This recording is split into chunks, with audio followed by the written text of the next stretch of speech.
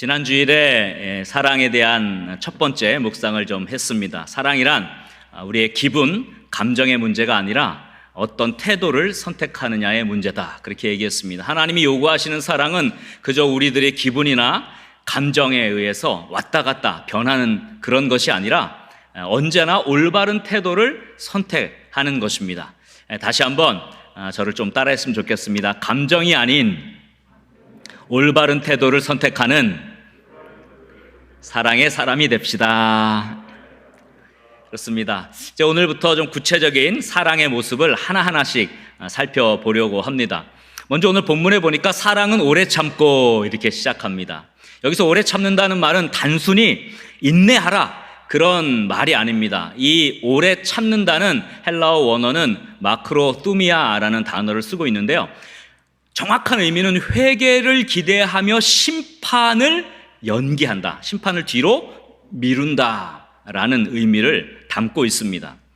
그러니까 무조건 의미 없이 목적 없이 참으라는 것이 아닙니다. 여기서 오래 참는다는 것은 구원받을 수 있도록, 상대방이 그 잘못에서 돌이켜서 하나님의 그 사랑과 구원을 받을 수 있도록 참아주는 것, 그것을 말하는 것입니다. 그러니까 참는 데는 목적이 있는 것이죠. 그 참음의 끝에 기쁨이, 구원의 기쁨이 있는 것입니다. 사실 그냥 참으라 그러면요, 견딜 수가 없습니다. 속이 상합니다. 그러나 정확한 목표가 있고 정확한 목적이 있도록 참으면 견딜 수가 있는 것입니다.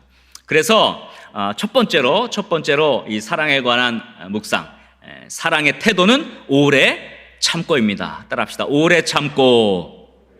네, 오래 참고. 이것은 사람을 얻기 위해서 하나님의 보응을 기다리며 참는 태도가 바로 사랑입니다. 그렇죠? 하나님은 진노의 날을 계속해서 연기하십니다. 왜냐하면 우리를 너무 사랑하시기 때문에, 한 명이라도 더 구원에 이르기를 원하시기 때문에 하나님께서는 참아주십니다. 이것이 하나님의 오래 참음이고 하나님의 사랑입니다. 베드로후서 3장 9절에 보면 이렇게 말씀합니다. 주의 약속은 어떤 이들이 더디다고 생각하는 것 같이 더딘 것이 아니라 오직 주께서는 너희를 대하여 어떻게 했다고요? 오래 참으사 아무도 멸망하지 아니하고 다 회개하기에 이르기를 원하시느니라. 하나님의 분명한 사랑과 오래 참음의 뜻을 말해주고 있습니다.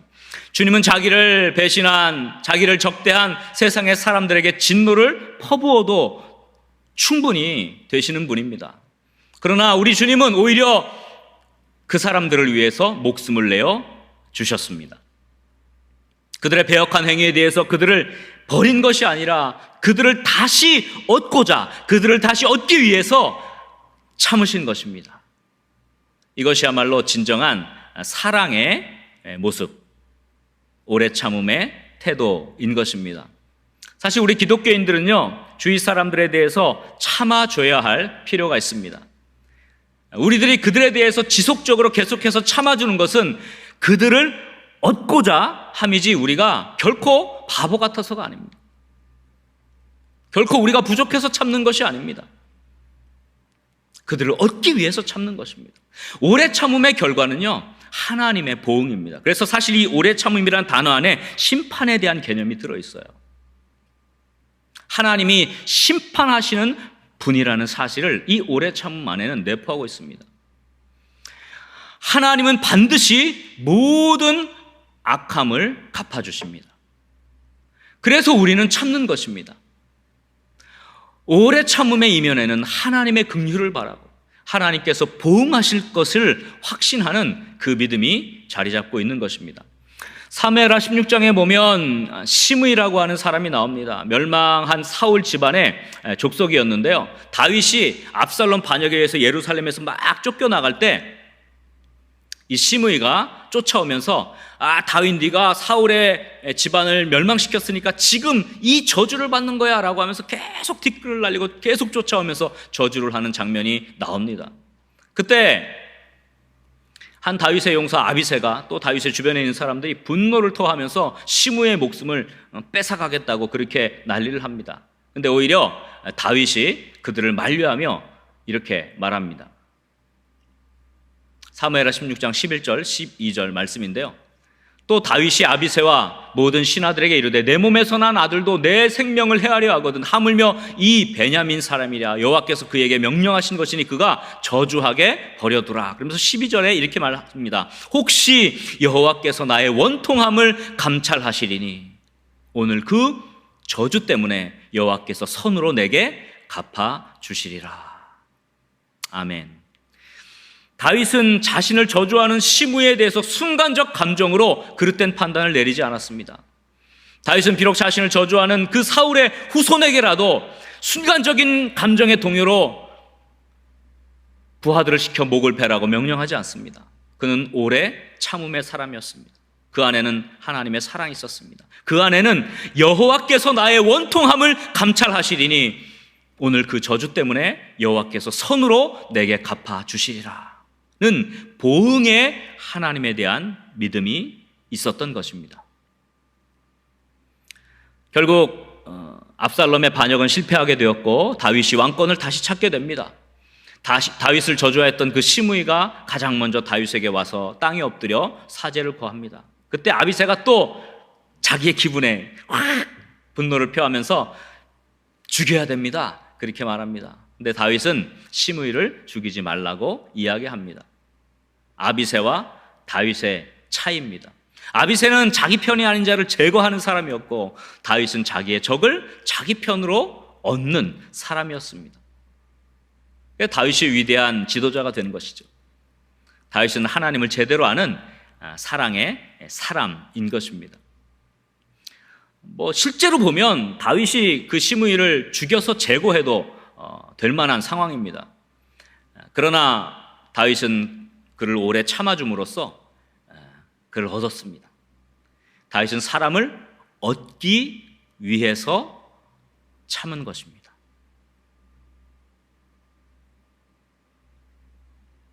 사람을 얻기 위해서 참은 것입니다. 이것이 오래 참음이에요.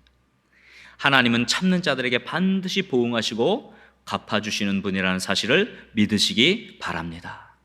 만일 우리들이 순간적으로 참지 못하고 우리 주변의 사람들에 대해서 잘못된 순간의 기분, 순간의 감정으로 그들을 대한다면 우리들이 그들의 회개하는 것을 막게 되는 것입니다. 오래 참음의 사랑을 이루지 못하는 것입니다. 그들에게 사랑의 태도를 선택하지 않은 것입니다. 순간적인 감정이 폭발하고 치솟아서 그리스도를 모르는 이웃들에게 마구 해댄다면 그 순간 우리는 그들이 하나님께로 나오는 길을 막는 것이 됩니다. 우리가 사람들을 제거하기는 아주 쉽습니다. 사람 제거하는 것은 아주 쉬워요. 시험 들게 하는 일은 아주 쉽습니다. 그러나 하나님이 원하시는 것은요, 그들의 제거가 아니라 그들을 얻는 것이라는 사실을 여러분 꼭 기억하시기 바랍니다. 이 목적을 위해서 우리는 오늘도 오래 참는 것입니다. 할렐루야. 두 번째 사랑의 모습은요, 사랑은 온유하며 이렇게 말씀합니다. 여기서 우리가 온유라는 단어를 생각하면 뭔가 부드럽고 나긋나긋한 그런 모습을 상상할 수가 있습니다. 그러나 그런 의미를 갖고 있는 것이 아닙니다. 이 온유하다는 말 헬라어 원어는 크레스티오마이라는 단어를 썼습니다. 이것은 누구에게나 차별 없이 친절하게 대한다. 사실 친절이라는 단어에 훨씬 가깝습니다. 그러니까 사랑은 상대와 상관없이 친절함을 베푸는 태도를 말하는 것입니다. 이 크레스티오마이라는 이 단어, 이 오늘 온유하며라는 단어가 다른 데서도 성경에서 많이 쓰였는데요. 갈라디아서 5장 22절에 보면 성령의 열매가 쭉 나오잖아요. 그때 자비로 번역된 단어가 이 단어예요.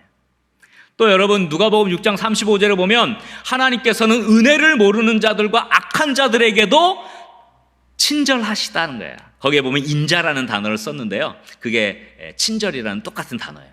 하나님은 악한 자들에게도 은혜를 모르는 자에게도 똑같이 햇빛과 비를 주시고 그들을 사랑하시고, 그래서 6장 36절에 보면 하나님의 자비하심 같이 너희도 자비하라. 이 똑같은 개념이에요. 이게 바로 온유예요. 온유.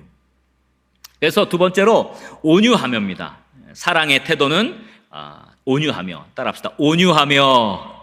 네, 온유하며. 이것은 누구에게나 차별 없이 친절하게 대하는 태도가 사랑인 것을 말해주고 있습니다. 그러므로 친절한 사람은 누구에게나 똑같이 차별대우하지 않고 평등하게 대하는 그런 사람입니다.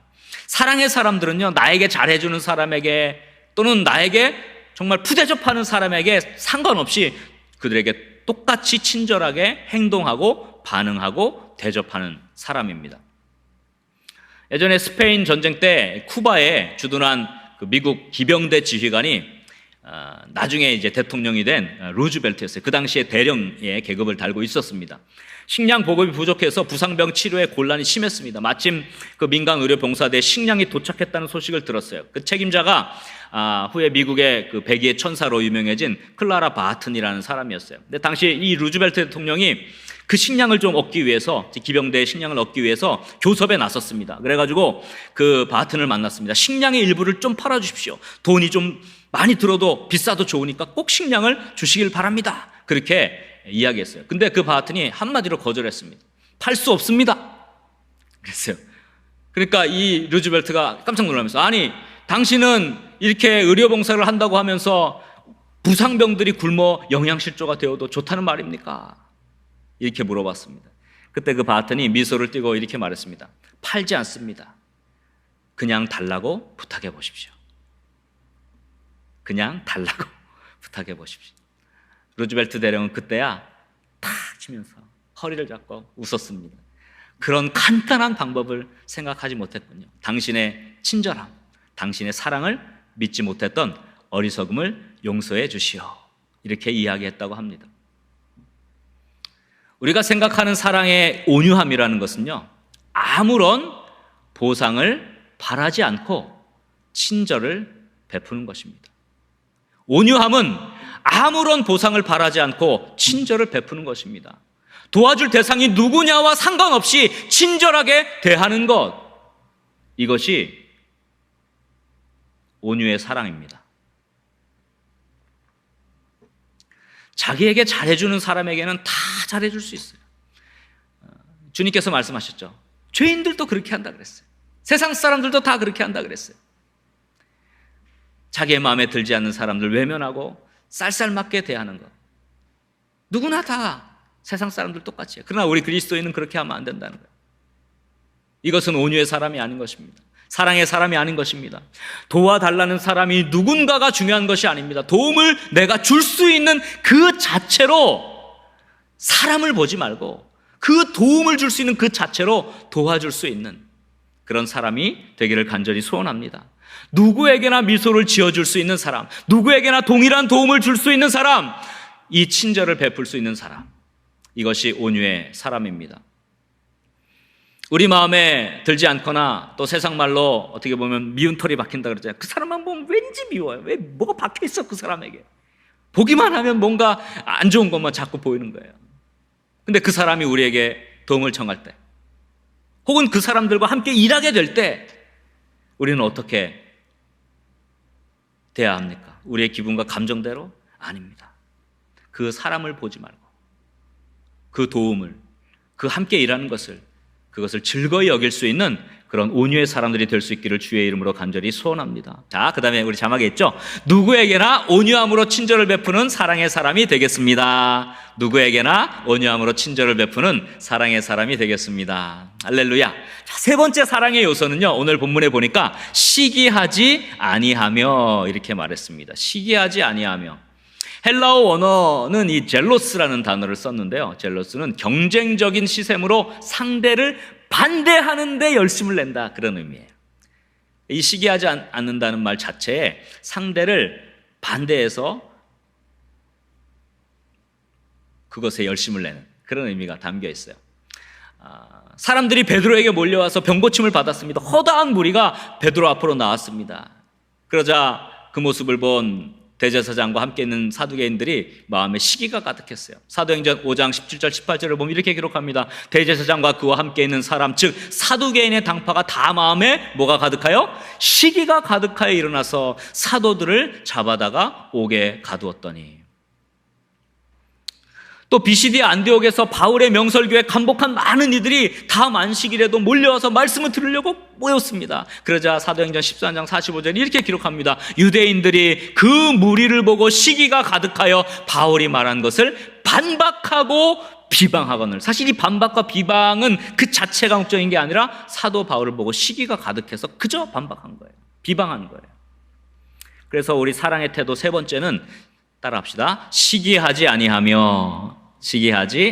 이것은 다른 사람들이 자신보다 더 인정을 받는다 할지라도 그것을 받아들일 줄 알고 또 비난하며 헐뜯지 않는 그 태도, 이것을 사랑으로 성경은 가르쳐 줍니다. 시기라는 함정에 빠지면 누군가가 무너졌을 때, 누군가 잘 안 됐을 때 남몰래 미소를 짓습니다. 반대로 누군가가 성공 가도를 달리거나 다른 사람들의 칭찬을 받을 때 자신도 모르게 마음이 불편하고 인상이 구겨지고 상대를 깎아내리려고 하는 비난조의 말을 요즘 말로 하면 디스한다 그러잖아요. 그런 말을 던지게 됩니다. 유명한 작가인 오스카 와일드가 이 시기에 대한 유명한 글을 남겼습니다. 여러분 아마 들어보신 기억이 있을 겁니다. 어느 날 이 사탄의 졸개들이 리비안 사막을 지나가는 그 성자가 되기 위해서 사막을 지나가는 그 순례자를 보았습니다. 저 사람을 어떻게 하면 타락시킬 수 있을까? 사탄의 졸개들이 이 성자 후보에게 세상에 막 좋은 것들을 다 보여줬어요. 아름다움을 보여줬어요. 또는 육신의 쾌락을 연상시키는 것들을 막 다 보여주기도 하고 모든 방법을 동원했는데 그 사막으로 걸어가는 그 순례자의 발걸음을 돌이키는 일에 실패했습니다. 돌아와서 사탄에게 보고합니다. 그러자 사탄이 부하들에게 잠자코 나를 따르라 하더니 그 길 가던 순례자에게 접근을 했습니다. 그 귀에다가 은근히 뭐라고 속삭였습니다. 그러자 갑자기 순례자가 얼굴이 일그러지면서 확 발걸음을 돌이키는 것이었습니다. 이 사탄의 졸개들이 신기해가지고 사탄에게 도대체 어떻게 그 사람의 발걸음을 돌이키겠냐, 자기들이 아무리 유혹하고 아무리 해도 돌이킬 수 없는 발걸음을 어떻게 그렇게 돌이켰습니까? 그러자 사탄이 빙그레 웃으면서 그거야 간단하지. 그 순례자에게 이렇게 얘기했어. 너의 동생이 방금 알렉산드리아의 대주교가 되었다. 그렇게 얘기했습니다. 사탄이 설명합니다. 인간들은 시기하게 만들어 놓으면 손쉽게 우리에게 넘어온다. 아주 간단한 이야기지만, 지어낸 이야기죠. 작가 이야기지만 신앙의 핵심을 담고 있습니다. 야고보 선생님은 우리에게 이렇게 말합니다. 야고보서 3장 15절 16절에 이러한 지혜는 위로부터 내려온 것이 아니요 땅 위의 것이요 정욕의 것이요 귀신의 것이니 16절 시기와 다툼이 있는 곳에는 혼란과 모든 악한 일이 있습니다. 시기와 다툼, 귀신적인 것이라고 했습니다. 이스라엘의 초대 왕이었던 사울을 멸망의 길로 이끈 것이 바로 이 시기였습니다. 다윗이 골리앗을 물리치고 이스라엘의 영웅으로 떠오르게 됩니다. 다윗은 이후로도 가는 곳마다 승승장구를 하게 됩니다. 성공가도를 달리게 됩니다. 그의 성공에 온 나라가 들썩였습니다. 여인들이 노래를 지어서 환호할 정도였습니다. 사무엘상 18장 7절에 보면 여인들이 뛰놀며 노래하며 이르되 사울이 죽인 자는 천천히요 다윗은 만만히로다, 이렇게 노래를 부르고 다녔어요. 사울은 이 다윗의 성공을 축하해 주지 못했어요. 다윗을 죽이고 싶은 마음이 굴뚝같이 올라왔어요. 그 시기에 사로잡혔습니다. 여러분, 우리의 삶 속에서도요, 이 시기는요 항상 작용합니다. 많은 사람들이 자기보다 더 위에 있는 사람이 추락하는 것을 바라며 시기합니다. 또 자기 밑에서 열심히 성장하며 성공을 일궈내는 후배들을 보면서 인정하기보다는 자꾸 누르려고 합니다. 시기의 마음으로 무시하며 깔아뭉개려고 합니다. 왜 시기가 일어납니까? 그 사람을 인정하고 격려해주지 못하는 것이 있어서, 내가 사랑이 없어서, 그 사람을 사랑하지 못해서, 칭찬해보지 못해서 그런 마음이 일어난다는 것을 깨달아야 돼요. 지금이 격려해야 될 때다. 지금이 칭찬해야 될 때다 라는 걸 깨닫고 그 사람을 격려해주고 그 사람을 칭찬해 줄 수 있는 그 올바른 선택을 할 수 있는 저와 여러분 될 수 있기를 주의 이름으로 간절히 소원합니다. 마지막으로 이제 네 번째, 오늘 살펴볼 사랑의 네 번째 요소는요, 사랑은 자랑하지 아니하며 교만하지 아니하며. 자랑과 교만은 사실 세트예요. 이 자랑이라는 헬라 단어는요, 페리오마이라는 단어를 썼는데요, 과장과 쓸데없는 잡담 등을 포함한 허풍 자만, 이런 것들이 다 포함돼요. 이 자랑 안에는 과장, 쓸데없는 잡담, 허풍, 이런 것들이 그 안에 다 들어있습니다. 또 교만이라는 헬라어 단어는요, 푸시오라는 단어를 썼는데 이것은 부풀린다는 의미예요. 부풀린다. 그러니까 사실 이게 같은 개념으로 오늘 본문에서는 쓰인 거예요. 자랑하지 아니한다, 교만하지 아니한다는 말이 바로 그런 의미예요. 그래서 우리 사랑의 네 번째 태도는 뭐냐면요, 따라합시다. 자랑하지 아니하며 교만하지 아니하며. 자랑하지 아니하며 교만하지 아니하며. 이것은 허풍, 거짓으로 부풀리지 않고 사람들에게 진실하게 대하는 태도, 그것이 사랑이다 하는 것을 말해주고 있습니다. 진실한 태도예요. 거짓으로 부풀리고 과장하는 것이 아니라 진실한 태도가 사랑이라는 것입니다. 근데 왜 사랑과 이 과장하는 것, 허풍을 그만두는 것이 이렇게 연결될까요? 곰곰이 제가 묵상을 했습니다. 사랑하는 사람들, 사랑의 사람들은요, 상대에 대해서 자신을 거짓된 가면으로 가리고 속이고 혹은 자신을 과장하고 부풀리지 않는 사람들인 것 같아요. 즉 사랑은요, 다른 사람들에게 진실되게 자신을 드러내는 것 같아요. 대부분 보세요. 속이고 부풀리고 감추고 과장하는 것이요, 사랑하는 사람이 아닐 때 대부분 그렇게 합니다. 만약 진짜 상대를 사랑한다면요, 속이지 못해요. 그렇지 않겠습니까? 만약 상대를 속이고 있는데 마음에 무거움이 없다면 그건 사랑이 없는 거예요. 상대방을 속일 때 마음이 천근만근 무겁고요, 괴로울 수밖에 없어요. 사랑이 있다면 그럴 수밖에 없어요. 여러분, 드라마에 보면요, 이런 그런 흔한 예들이 있잖아요. 자신의 신분을 속인 거예요. 사실 가난하고 형편없는 그런 가정 출신인데 그 사랑하는 여인이 아주 명문 또는 부잣집의 딸이에요. 근데 이 남자가 자기의 신분을 속이고 자기가 굉장히 괜찮은 사람인 것처럼 속이고, 이거 과장이죠. 이게 허풍이죠. 이게 자랑과 교만인데, 상대를 만나는 겁니다. 그런데 그 여인을 진짜 사랑하니까 마음이 괴로운 거예요. 만날 때마다 괴로운 거예요. 속일 수가 없는 거예요. 어떻게 해요? 자기의 진실을, 나는 사실 이런 사람이에요, 이렇게 얘기하죠. 진실한 사랑은 속이라 그래도요, 속이지 못해요. 진실로 상대를 사랑하면요, 자신을 진실하게 드러내게 되어 있습니다. 우리 그리스도인들은요, 모두 이 세상을 살아가면서 우리도 가면을 쓰고 살아가는 존재입니다. 여전히 우린 연약해요. 그러나 우리가 그 안에 사랑이 조금 더 가득 찬다면 가면을 벗고 진실하게 대할 수 있게 됩니다. 타인과 진실한 관계가 이렇게 형성되지 못한 채 우리가 주님의 사랑을 그들에게 말할 수 있을까요? 없습니다. 불가능해요. 우리 거룩한 문 성문교회 믿음의 성도님들이 삶 속에서 참 진실한 사람이라, 이런 이야기를 좀 듣고 그 복음도 진실함 가운데 전달될 수 있는 그런 참 복음의 사람들, 참 진실의 사람들이 될 수 있기를 주의 이름으로 간절히 소원합니다. 한번 저를 이렇게 따라했으면 좋겠습니다. 과장하거나 부풀리지 않겠습니다. 진실하게 사람들을 대하여 복음으로 생명을 살리는 사랑의 삶을 살겠습니다. 진실하게 사람들을 대하여 복음으로 생명을 살리는 사랑의 삶을 살겠습니다. 말씀을 정리하겠습니다. 사랑은 우리의 올바른 태도를 반영합니다. 감정은 늘 흔들려요. 어떨 땐 좋다가도 어떨 때는 좋지 않을 때가 있어요. 그때마다 대하는 사람들의 이렇게 태도가 달라지면요, 어떻게 그 사람을 신뢰하겠어요? 신뢰할 수가 없는 거예요. 흔들리지 않아, 변함없는, 저 사람은 저 상황에서도 어떻게 저렇게 흔들리지 않지? 이것이 신뢰를 줄 수 있는 거예요. 사랑의 사람이 될 수가 있는 것입니다.